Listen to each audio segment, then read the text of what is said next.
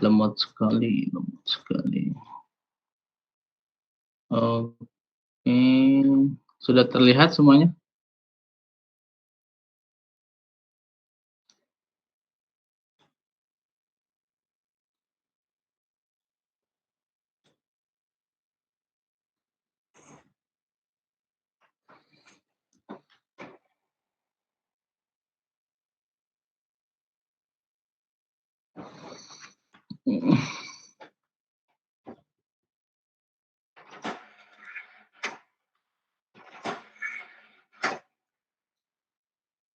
Belum terlihat ya?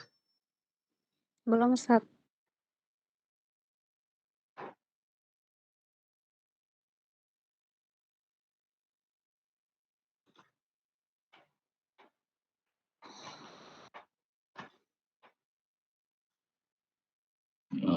Nge-hang dulu deh.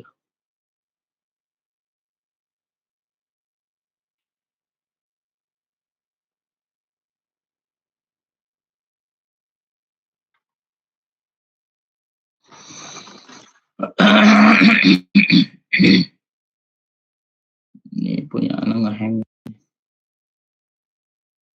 Bapak mendelay-nya ini.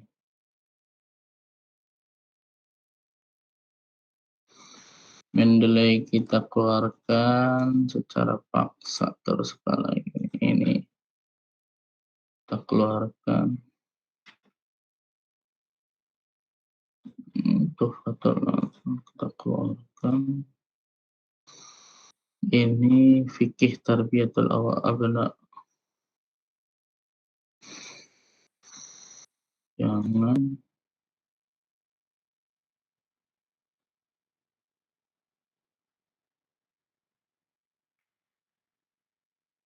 Oke.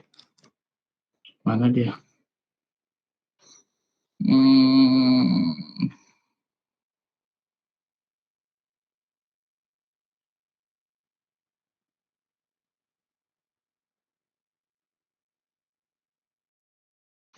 Aduh.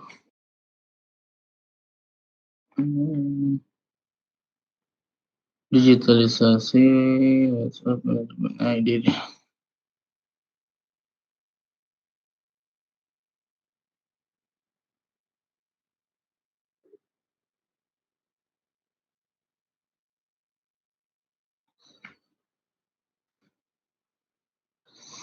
Baik, sudah terlihat semuanya? Belum, Ustaz. Hah? Belum, Ustaz. Kok belum? Ana itu udah share screen. Udah, Ustaz. Udah, Ustaz. Sudah. Sudah ya? Oke, kita mulai ya. Bismillahirrahmanirrahim. Assalamualaikum warahmatullahi wabarakatuh. Waalaikumsalam warahmatullahi wabarakatuh. Baik, alhamdulillah nahmadu wa nasta'inu wa nastaghfiruh wa na'udzu billahi min syururi anfusina wa min sayyiati a'malina. Man yahdihillahu fala mudhillalah wa may yudlilhu fala hadiyalah. Asyhadu an la ilaha illallah wahdahu la syarikalah wa asyhadu anna Muhammadan abduhu wa rasulullah nabiyya ba'da. Allahumma shalli wa sallim wa barik ala Muhammad wa ala alihi wa sahbihi wa man tabi'ahum bi ihsan ila yaumiddin. Amma ba'du.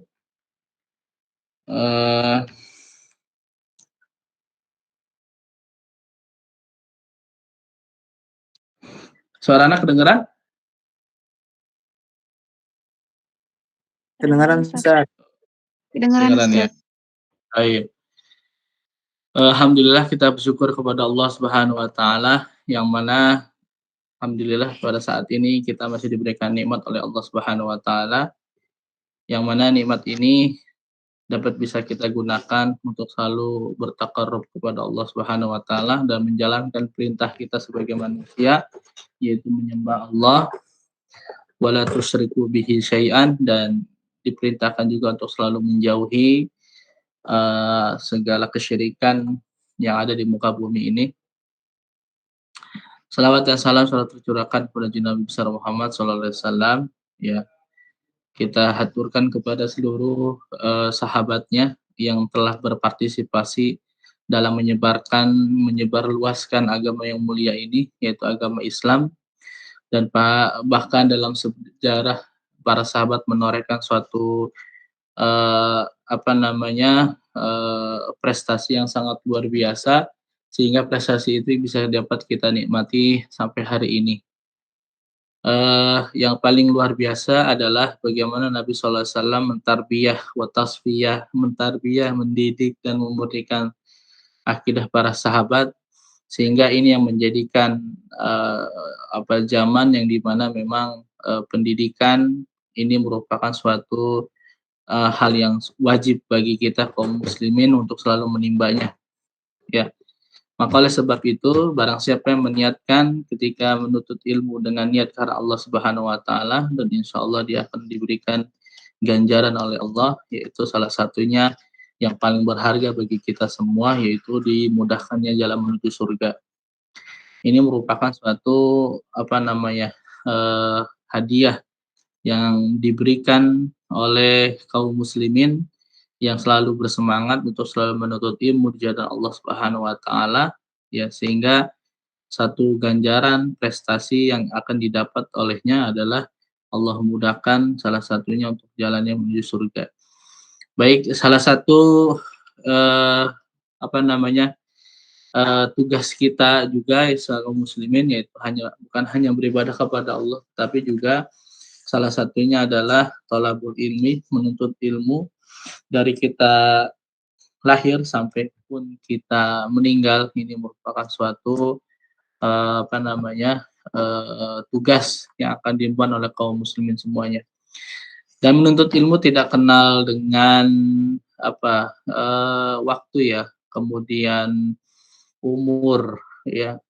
Jika memang kesempatan itu ada padanya dan ingin, maka baginya ya wajib untuk selalu menuntut ilmu. Baik, hari ini insya Allah kita akan coba melanjutkan pembahasan kita tentang manajemen kelas, yang mana memang ini ilmu yang wajib dimiliki oleh seorang guru, seorang pendidik, seorang murabi yang insya Allah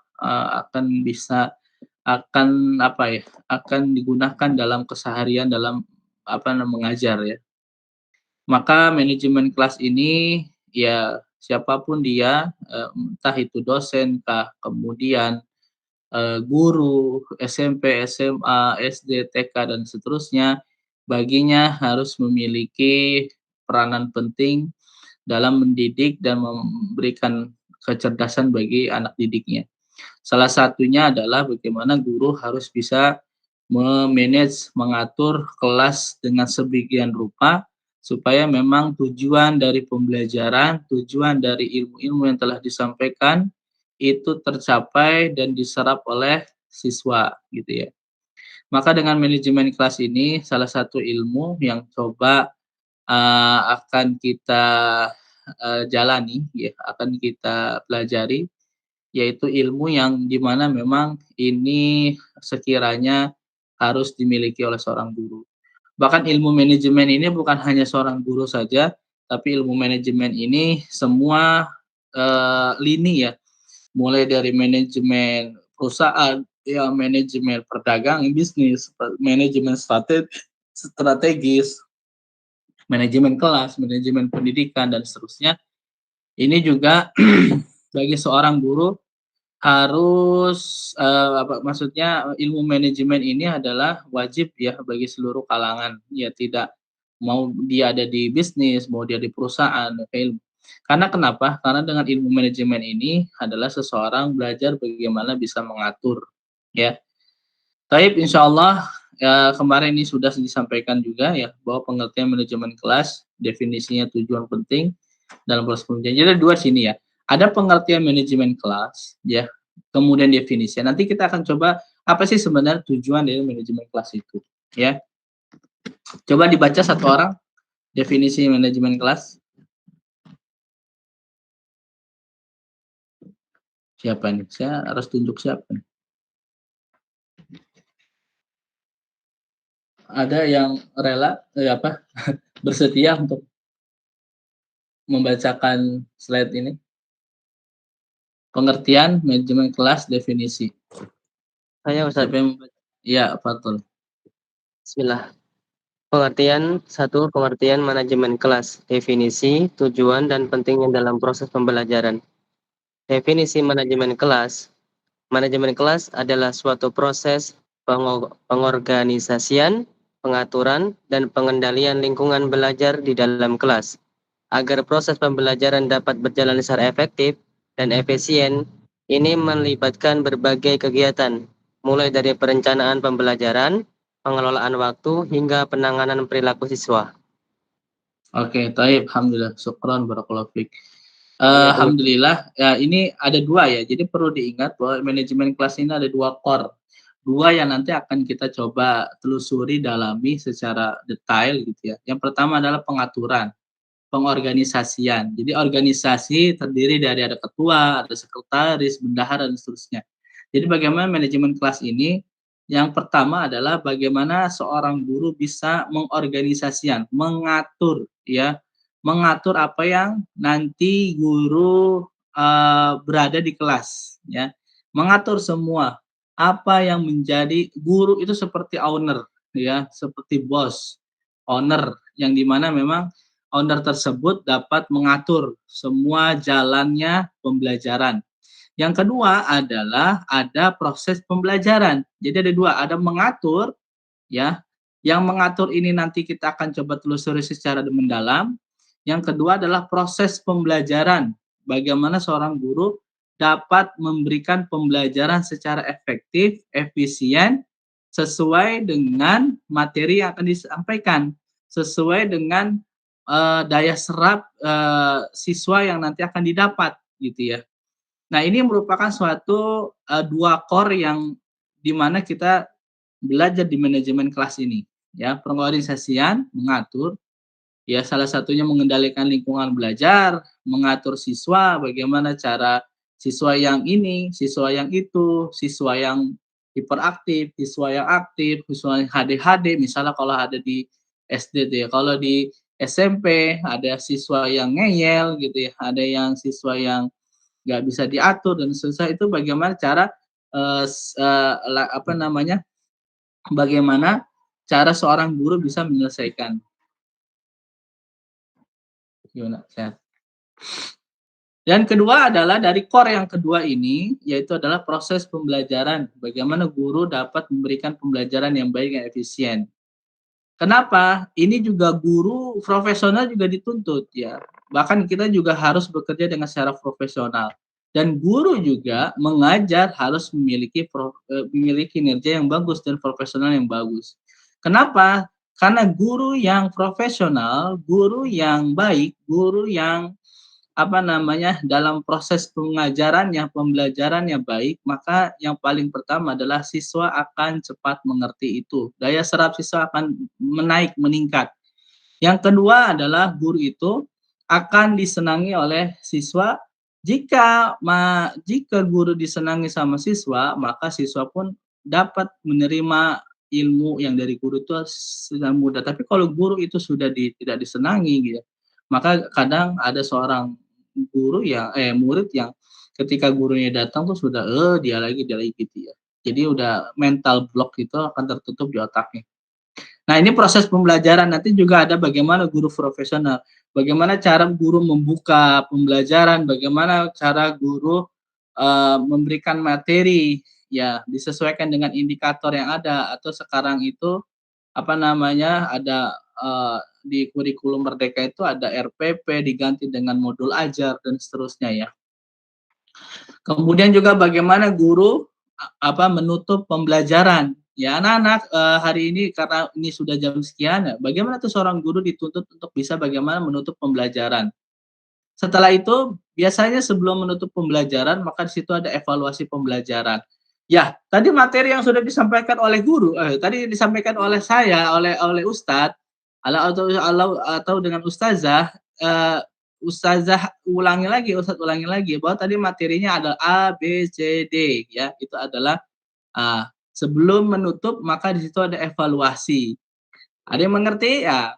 Kalau Awildan terkenal dengan master learning. Ya, master learning itu pembelajaran tuntas. Ya, ini salah satu metode yang metode ini pembelajaran tuntas ya. Jadi semua siswa harus memiliki gaya serap yang sama, yaitu 100% ya.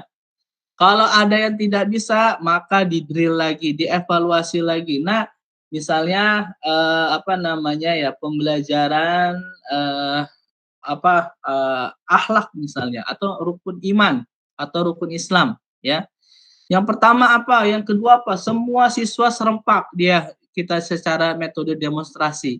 Yang kedua adalah, dengan metode sendiri-sendiri siswa tuh, master learning sendiri-sendiri. Ada si A 100 bagus, si B hafal ini. Si Z, misalnya nih si Z cuman hafal sampai rukun iman yang keempat, maka itu coba kita ulangi lagi sampai si Z itu memiliki daya serap 100%. Itu deh, itu Awilad itu terkenal dengan master learning-nya, yaitu pembelajaran tuntas. Nah, ini dalam proses pengajar. Jadi ada proses mengatur, ada proses pengaturan di kelas, ada yang keduanya adalah bagaimana proses pembelajaran berjalan dengan efektif. Ya, jadi ini perlu diingat nih, manajemen kelas itu ada dua, secara core-nya, secara intinya, yaitu ada pengaturan kelas, ada proses pembelajaran.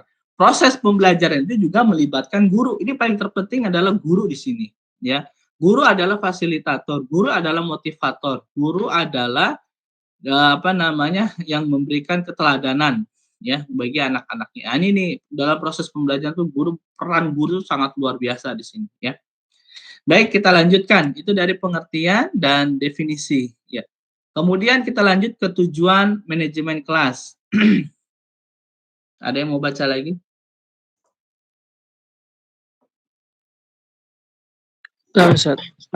Ya, tafadhol, tujuan. Tujuan manajemen kelas. Termotivasi, merasa tertarik dan antusias untuk belajar. Aktif, berpartisipasi secara aktif dalam kegiatan pembelajaran. Berkembang, meningkatkan pengetahuan, keterampilan, dan sikap. Merasa aman dan nyaman, bebas dari gangguan dan ancaman. Ya. Baik, yang pertama adalah tujuan. Ingat, tujuan manajemen kelas adalah termotivasi. Siapanya? Siswanya yang termotivasi. Untuk apa sih sebenarnya dia termotivasi? Untuk bagaimana dia merasa tertarik dengan pembelajarannya, kemudian antusias untuk belajar, dan apa yang nanti guru sampaikan dia akan perhatikan. Ini inti dari tujuan manajemen kelas, dia termotivasi. Makanya guru adalah seorang motivator. Bagaimana guru bisa memberikan motivasi yang sangat luar biasa kepada siswanya. Kalau guru datang ke kelas sudah lesu, lemah, ada masalah, kemudian masalah rumah dibawa ke kelas, masalah masalah pribadi dia bawa ke kelas, sehingga apa yang terjadi? Yang terkena imbasnya adalah siswanya ya. Gurunya ngajar nggak semangat, pasti siswanya juga akan tidak semangat gitu ya. Ini ada hubungan kausalisme, ada hubungan sebab dan akibat itu akan terjadi gitu ya. Baik, termotivasi. Yang kedua adalah aktif. Nah, aktif, berpartisipasi secara aktif dalam kegiatan pembelajaran nih. Jadi Anda sampaikan ke antum semua, siapapun antum yang mengajar Al-Qur'an, yang mengajar diniyah, yang mengajar umum, sejarah, apalagi olahraga. Sekarang tuh ada guru yang Al-Qur'an yang mengajar juga olahraga, guru Al-Qur'an yang mengajar SKI, guru Al-Qur'an juga yang mengajar diniyah, ya, karena memang kebutuhan dari lembaga misalnya. Nah, apa yang tujuan manajemen? Siswa dan guru harus aktif di kelas, ya, berpartisipasi secara dalam kegiatan pembelajaran, ya. Aktif, ya. Aktif ini bukannya anak jalan-jalan dan seterusnya, tetapi apa? Guru dapat aktif. Guru ngajar jangan duduk aja, ya. Kalau duduk aja dari ke kelas duduk, ya nanti akan sakit pinggang. Maka kalau bisa guru itu ya jalan, ya, aktif.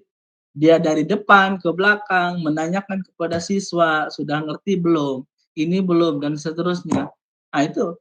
Maka yang jadi guru itu sebenarnya sehat. Karena apa? Semua badannya bergerak gitu ya. Dari kepala, dari kaki, badan dan seterusnya itu bergerak ya. Aktif. Kemudian apa? Bagaimana juga seorang guru dapat ya memberikan rangsangan kepada siswa untuk selalu berperan aktif juga. Dalam apa? Contoh misalnya seorang guru Al-Qur'an ya ketika dia mengajar dengan cara klasikal misalnya ya ya anak-anak kita coba ikuti Ustadz Isma'u Sumakariru, ikuti kemudian dengarkan kemudian ikuti. Wah, guru tuh udah lihat tuh kanan kiri depan belakang sambil berdiri. Nah, lihat semuanya ke papan tulis atau lihat semua ke slide atau lihat semuanya ke infocus semuanya di depan ya. Itu ada misalnya nih guru Al-Qur'an ya, belajar dengan cara klasikal. Ya, Isma'u Sumakariru. Kemudian guru itu membaca sekali lalu kemudian ikuti ya, apa yang guru baca lalu ikuti, dengarkan, simak bagaimana guru itu membacanya ya. Oke, udah auzubillahi minasyaitonirrajim bismillah. Ya, satu-satu 1 2 3. Ustaz dulu ya, wal asr misalnya gitu. Diikuti semuanya. Sekali lagi 1 2 3. 3 2 1. Terus, oke semuanya sudah sampai 5 kali, biasanya siswa itu, apalagi siswa SD itu daya nangkapnya cepat gitu ya. Ya. Wal asr, ya. Jangankan kita aja Anda pernah mengadakan seminar tentang mengajar Al-Qur'an tuh semudah gitu ya. Karena memang itu udah merupakan ada di dalam surah Al-Qamar ya Allah memberikan barang siapa ya Allah akan mudahkan orang yang selalu belajar dan menghafal Quran gitu ya. Nah itu pernah. Ada seorang guru yang udah tua, saya coba mengambil 5 surat ya, surat At-Toha 1 sampai 5. Dalam waktu kurang dari 10 menit ya itu seorang ibu tua itu udah hafal ya, Toha gitu ya, Toha gitu ya. Nah, itu ada pelatihannya saya berikan ini. Jadi untuk intinya adalah termotivasi dia. Kemudian kedua adalah aktif. Guru itu waktu saya memberikan seminar itu guru itu aktif ya. Semuanya berdiri, kita berdiri, yuk kita coba hafal ayat 1 sampai 5 kurang dari 10 menit. Alhamdulillah semuanya bisa dengan cara klasikal tadi ya. Klasikal. Klasikal itu guru dulu kemudian anak, guru dulu, kemudian anak. Paling tidak, kalau anak SD ya, kalau secara klasikal itu paling tidak 5 kali lah ya, 5 kali diulang gitu ya. Wal asr, 1 2 3, 3 2 1, oke, 2 kali. Sekali lagi, Ustadz mau yang semangat dong. Atau misalnya di dalam kelas itu ada aturan, ada kelompok misalnya, kelompok A, B, C, D, ayo coba kelompok A, wal asr, kelompok B, wal asr. Kelompok C, coba D. Oke, sekarang semuanya kelompok, semuanya. Wal asr, semua kompak gitu ya. Nah, dari situ dicoba satu-satu. Kelompok A, ya si Junet misalnya. Ya, si Jenab, si Ningsih misalnya. Nah, itu dicoba satu-satu gitu ya. Nah, artinya ketika kita melakukan sesuatu pembelajaran yang aktif, maka siswa juga akan aktif. Kalau kita ngajar diem aja, maka siswa pun diem aja. Ya. Karena lagi-lagi seorang guru adalah stimulus, suntikan, memberikan suntikan semangat itu kepada siswanya. Kalau siswa tidak disuntik dengan semangatnya seorang guru, motivasinya seorang guru, maka imbasnya adalah kepada siswa. Gitu, ya. Ini salah satu contoh ya pembelajaran aktif. Kalau tadi Anda mencontohkan sebagai guru Al-Qur'an, ya aktif, kemudian belajarnya dengan cara mengulang. Nah, setelah selesai klasikal, ternyata kita lihat bahwa hari itu misalnya kan seorang guru itu kan mempunyai standar ya, kompetensi standar, ada indikator. Maka indikator pekan itu misalnya menghafal surat Al-Asr ayat 1 sampai 2. Ya. Dengan baik dan benar, indikator siswa dapat menghafal Al-Qur'an surat Al-Asr ayat 1 dan 2 ya dengan baik dan benar ya. Akhirnya ketika selesai ya 30 menit dalam proses kalau misalnya 1 jam ya, 1 jam. Dalam proses pembukaan 5 menit, ya motivasi 5 menit, ya kemudian itu 5 menit, maka inti dari pembelajaran adalah misalnya 30 menit, sisanya kita coba evaluasi.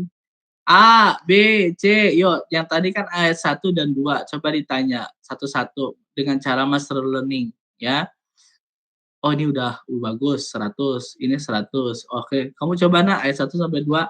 Oke, wal asr innal insana lafi oke 100 misalnya baik dan benar dan seterusnya. Ya. Maka kita tandakan, kita cirikan si Ananda dapat nilai 100, ya.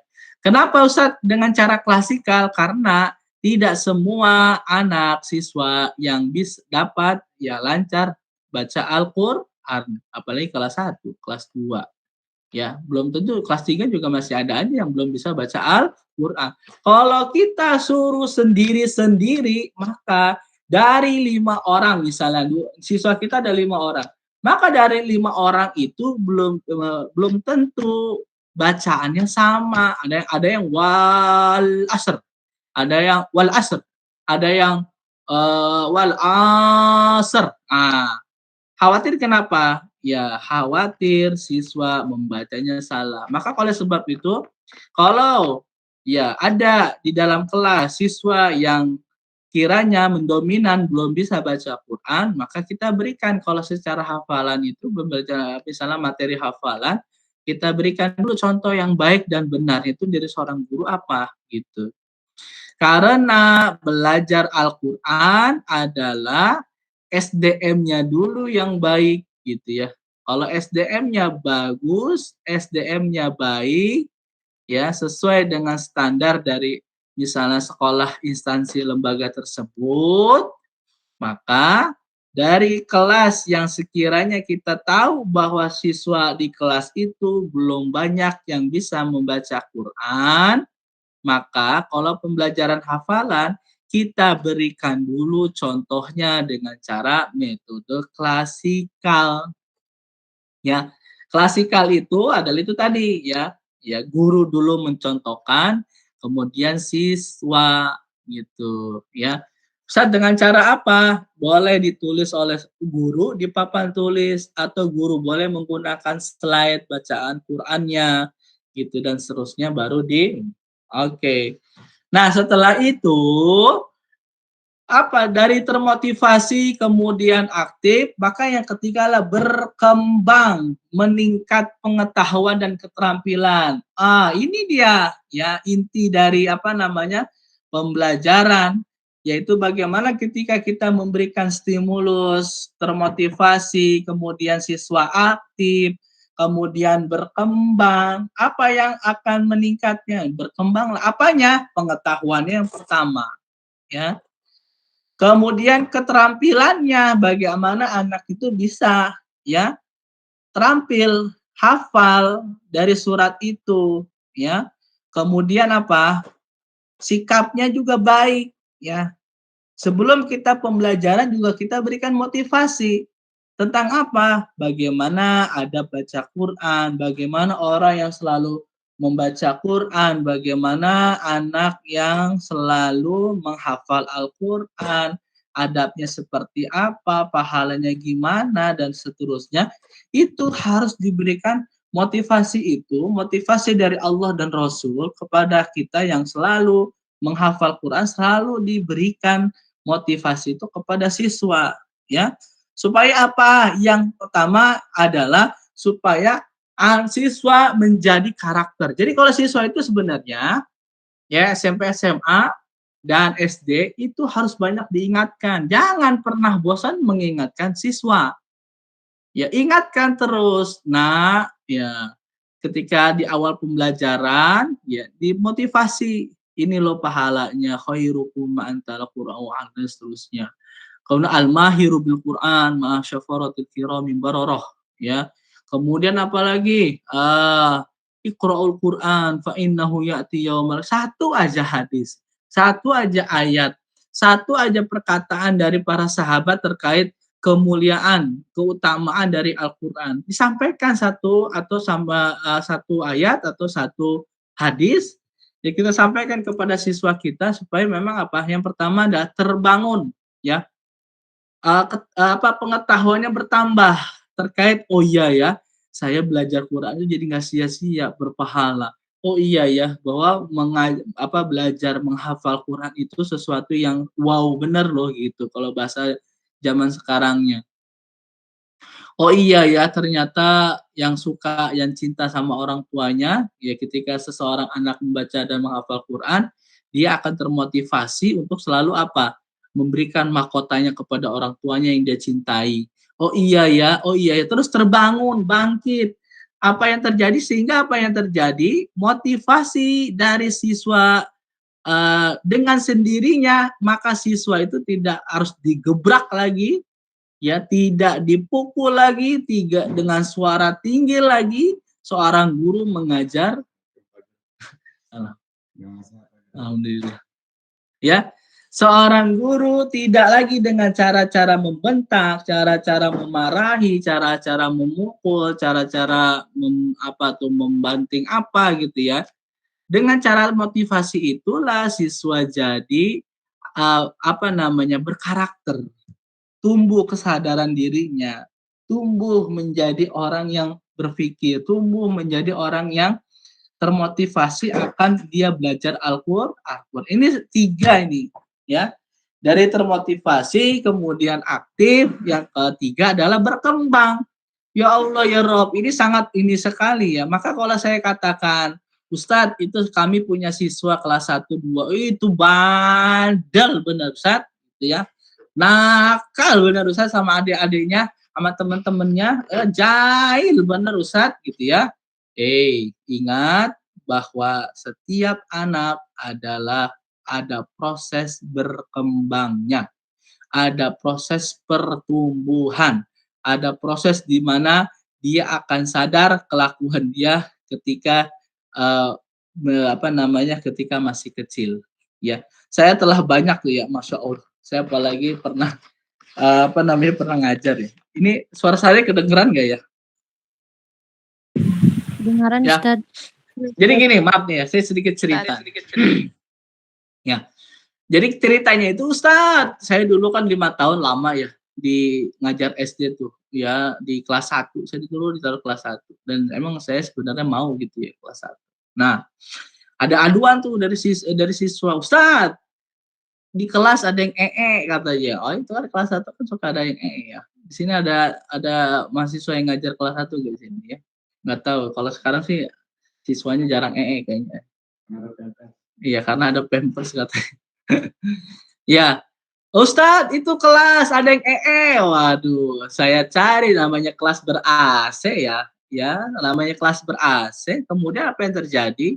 Saya nggak bisa, dan jadi seorang guru juga nggak usah, siapa yang di sini? Pengumuman, jangan gitu juga gitu ya. Kenapa? Karena siswa juga memiliki rasa malu dan malu itu akan gitu ya kan. Jangan pernah menghakimi anak di depan anak-anaknya gitu ya. Nah, caranya gimana saya waktu itu? Caranya gini, ya karena memang ruangnya AC gitu ya. Kemudian saya coba bermain ya, permainan kereta-keretaan. Ayo semua siswa ikut Ustadz Anggi di belakang ya. Silakan pegang, kita akan coba berjalan-jalan dengan kereta. Oh iya, langsung pada ikutin tuh ya. Ada diseleksi dari situ tuh ya, seleksi. Di seleksinya seleksi ada siswa yang masih duduk, ada yang ini lumayan ya, masih banyak juga yang duduk nih. Ayo sekali lagi, kita akan mau berangkat nih. Ayo ya, kalau tidak ikut berarti Ustadz kita tinggalin ya. Iya Ustadz. Akhirnya pada ikut. Ada sekitar 3 siswa yang masih duduk. Nah, akhirnya kita jalan ya. Oke, kita jalan. Kita jalannya itu di belakang siswa yang sedang duduk gitu ya. Sedang main-main, sedang duduk gitu ya. Udah jalan. Nah, pas udah ana tahu bahwa sumber baunya itu dari si fulan misalnya. Ya udah, ana ayo cepetan ikut semuanya, ikut. Nah, habis ikut, ana turun keluar, kemudian ketika keluar, ana ajak keluar. Oke, kita transit di stasiun ini dulu ya. ya, ini dulu, Ustadz mau ke dalam dulu ya, mengecek dulu nih. Kamu jangan masuk dulu sebelum Ustadz suruh masuk. Oke, akhirnya Ana tanya satu-satu tuh ada 3 orang ya, dengan cara face to face ya, diam-diam. Nak, kamu ini enggak? Kamu enggak? Gitu kan. Enggak Ustaz. Oh iya, enggak apa-apa ya. Akhirnya Ustaz tanya lagi, ada itu, kamu ya? Iya. Yaudah ikut Ustaz ke kamar mandi. Kan biasanya kalau kelas 1 itu selalu ada baju ya, baju pengganti. Jadi Ana sarankan untuk kelas 1 ya, atau kelas 5 gitu ya. Kelas 5, sekarang udah kelas 4 sih ya. Harus membawa pakaian ganti ya, apalagi kelas SD sekarang kelas 4 5 perempuan tuh suka ada menstruasi, sudah mulai itu ya. Jadi kalau bisa harus bawa pakaian ganti sama apa sih kalau itu perempuan itu softtek ya. Nah, itu dia. Jadi kelas 4 5 SD perempuan itu juga harus udah ada pakaian ganti ya di kelas itu, sama itu tadi pembalut ya. Karena emang udah kelas 4 5 itu kadang suka ada yang siswa yang sudah menstruasi. Kadang menstruasi di kelas gitu ya. Di kelas atau dia lagi apa gitu, tiba-tiba nggak tahu gitu kan. Ya biasa ada yang di rumah, tapi ada juga yang di kelas. Nah, nanti seorang guru bisa berperan aktif tuh, dikasih tahu bahwa ini darah ini dan seterusnya gitu ya. Nah, adapun kelas 1 yaitu dia ada yang masih ngompol, masih di celana dan seterusnya. Karena apa? Ya kadang lagi sakit perut gitu ya. Kadang ya memang lagi kentut tiba-tiba mencret gitu. Nah, itu pasti akan terjadi. Baik, itu kasusnya seperti itu ya. Jadi ya bagi seorang guru ya satu sisi juga supaya memang keterampilan dan sikap anak itu ini gitu ya. Maka ya bahwa setiap anak adalah berkembang, setiap anak adalah unik ya, setiap anak adalah cerdas. Taib, yang terakhir merasa aman dan nyaman. Itu kalau sudah kelas terciptanya aman dan nyaman, itu anak ya selalu cinta kelasnya daripada rumahnya. Biasanya anak selalu cinta kelasnya dan ya daripada rumahnya. Karena kelasnya adalah rumah kedua bagi seorang anak. Oke, sekali lagi. Ketika kita sudah memberikan motivasi yang baik, kemudian kita sudah berperan aktif, ya, kemudian anak jadi meningkat pengetahuan dan keterampilannya, kemudian anak merasa nyaman di kelasnya, aman, tidak ada lagi yang berantem, apalagi peraturan dijalani dengan baik, istiqomah, konsisten, continue, ya, terhadap peraturan yang telah dibuat di kelas. Maka kelas itu ya bagaikan rumah kedua bagi seorang anak, ya. Kenapa rumah kedua? Ayo sekarang hitung-hitungan sama anak, ya. Anak berangkat sekolah jam 6:30. Pulang jam berapa? Pulang jam 4. Anak lebih banyak di rumah apa di kelas? Hah? Di rumah. Di rumah. Kenapa di rumah? Hah? Jam 7. Dia berangkat jam 5:30, berangkat dari rumahnya. Kadang anak di sini itu ada siswa yang rumahnya di Cibubur berangkat jam 6 atau 5:30 dia sudah berangkat dari Cibubur. Ya, kemudian sampai sini jam 7 kurang 10. Ya. Kita hitung-hitungan, berarti jam 7 sampai jam 4 itu kurang lebih ada 8 jam. Ya. Ada 8 jam. Jam 7, jam 8, 9, 10, 11, 12, 13, 14, 15, 16 tuh. Ada 9 jam. Oke. Kemudian dia habis waktu di jalan, pulang sampai rumah jam 5 misalnya atau jam 5:30. Mungkin dia akan tidur sekitar jam 9. Berarti aktivitasnya di rumah itu ya cuma sampai jam 9. Senin sampai Jumat aktif di sekolah, ya. Nah, nanti ini juga terkait masalah pola asuh. Nah, bagaimana pola asuh orang tua di rumah, bagaimana pola asuh orang tua di rumah, bagaimana pola asuh pembantunya atau care-nya itu ya, daycare-nya misalnya. Bagaimana pola asuh ibu dan bapaknya di rumah, sehingga itu kan menjadikan cerminan bagi seorang siswa, anak di rumah.